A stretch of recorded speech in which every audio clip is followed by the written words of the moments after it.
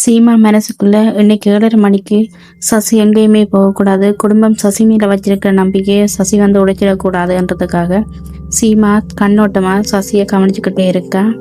அப்புறமா சின்ன பாட்டி ரோஹிணியை இன்னும் காணலன்னுட்டு அவ கட்டாயமா கீழே நிறைய ஸ்வீட் சாப்பாடை செஞ்சிருப்பினும் அதை சாப்பிட அவ என்னையும் மாத்திட்டு போயிருப்பான்னு சின்ன பாட்டி சாப்பிட்றதுக்காக கிளம்புறாங்க.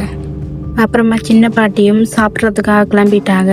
கிளம்புற நேரம் சசி சின்ன பாட்டி எங்கே போகிறீங்கன்னு கேட்க, நான் சாப்பிட கிளம்பிட்டேன்னு சொல்ல சசி சொல்கிறாங்க, இல்லை சின்ன பாட்டி நீங்கள் எங்கே இருங்க, நீங்கள் எங்க கூட இருங்க, வேணும்னா உங்களுக்கு நான் சாப்பாடு மேலே எடுத்துகிட்டு வந்து தர சொல்கிறேன்னு சொல்ல சின்ன பாட்டி சசி கிட்ட மேலே சாப்பாடு வர்றதுக்குள்ள சாப்பாடு எல்லாம் முடிஞ்சிடும்னு சொல்லிட்டு மேக்கப் போடுறவங்க கிட்ட மேக்கப் ஒழுங்கா போடுங்க, குரங்கு மாதிரி போடாதீங்கன்னு சொல்லிட்டு சின்ன பாட்டி சாப்பிட்றதுக்காக கிளம்பிடுறாங்க.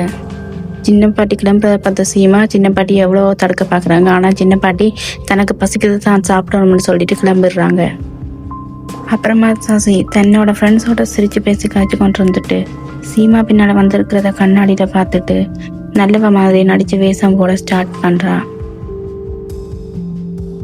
சீமா உள்ள வந்ததும், அக்கா இவ்வளோ நேரமாக நான் உங்களை பற்றி தான் யோசிச்சுட்டு இருந்தேன், கரெக்ட் டைமுக்கு வந்துட்டீங்க, இந்த ட்ரெஸ் எனக்கு எப்படி இருக்குன்னு கொஞ்சம் பார்த்து சொல்லுங்க அக்கா, என் கனவுல கூட நான் இதெல்லாம் நினச்சி பார்த்ததில்லை, இவ்வளோ பெரிய குடும்பம் என் மேலே இவ்வளோ பாசம் காட்டுற மனுஷங்க, நிஜமாவே நான் வாழற வரைக்கும் உங்களை மறக்க மாட்டேன் அக்கான்னு சீமா கிட்ட சசி இப்படி சொல்லிக்கிட்டு இருக்கா.